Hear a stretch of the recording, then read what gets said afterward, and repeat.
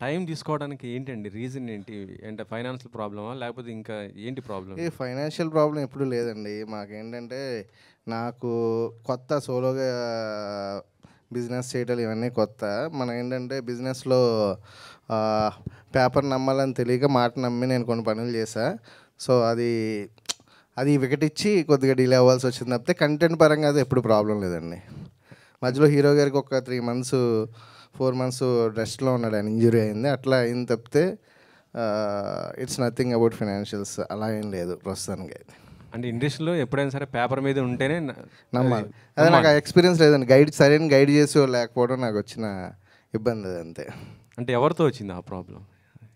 ఇప్పుడు అది ఇంకా నేను I don't want to get into this అండి. ఎందుకంటే లాస్ట్ 1 ఇయర్ నేను నా లైఫ్‌లో one of the toughest phase. ఇప్పుడు దాన్ని మళ్ళీ నేను గుర్తు తెచ్చుకోదలుచుకోలే.